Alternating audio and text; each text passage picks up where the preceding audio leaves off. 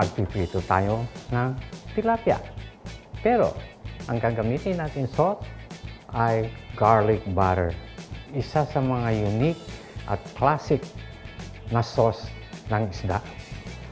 Meron po tayo rito, tilapia, malaki, buo po yan. Nilagyan ko po ng flour para hindi kayo matalansikan sa pagluluto. So ngayon, ang gagawin natin, lalagyan natin ng mantika. Karapat-dapat at gusto ang mantika. Painitin po natin ang mantika para hindi tumalansik ang tubig at wala ang tubig. Pagkatapos po, testingin ninyo, tignan nyo ho, bumubula. Pagkatapos po niyan, pahigayin na ninyo siya. Ayan po, ganyan po kadali at hindi kayo matatalansikan. Medyo galawin nyo ng konti kasi kuminsan dumudikit. Pero ang nagpaprotekta sa pagdikit ay yung flour. Sa Amerika, ang pagpiprito po ay soft. Sa mga Pilipino, kahit saan ka magpunta, ang gusto nila ay tostado. So ngayon, babaliktarin ko.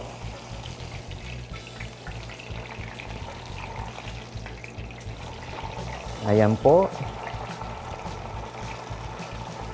Mga 2 to 3 minutes, lagyan natin dito. Pero kung gusto ninyong malambot ang texture ng tilapia, i-brown lang ho ninyo ang tilapia sa labas. Pagkatapos ho, ilagay ninyo ho sa oven. Pagkatapos ng mga 20 minutes, pwede na siyang kunin. Okay po. Yan na po. Alisin ko po sa apoy. Patutuluin ko. Dalhin ninyo ang plato nyo at dito nyo ilagay. Sa paggagawa ng butter sauce, ito po ang gagawin natin. Bawasan natin ang mantika doon sa lagay natin. Ang una natin gagawin, lalagyan natin ng lemon or kalamansi. Pwede rin natin gamitin ang kalamansi, lemon or lime. Lalagyan natin.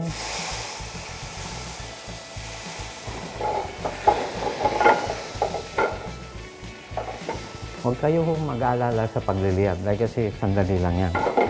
So paglagay natin dyan, lagyan natin kagad siya ng butter. Pagdating ng butter, huwag po natin gagawin na susunugin natin ng butter. Pagkatapos po, lagyan natin siya ng garlic. Huwag na ho ninyo kung mainit, huwag na ho ninyo ilalagay sa apoy. Tapos, lalagay na natin ng parsley.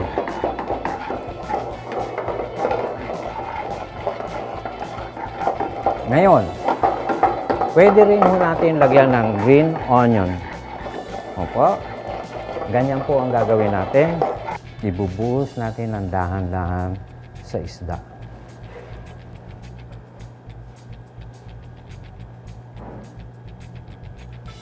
Lagyan ho natin ng pepper flake doon sa mga taong gusto naman. Medyo may kaanghangan ang kanilang pagkain. Lagyan natin ng salt. Ito ho ang sea salt na tinatawag. And then pepper. Palagi po kayong gumamit ng fresh ground pepper. Bumili kayo ng isang pepper mill. At ito po ang ating piniritong isda with butter garlic.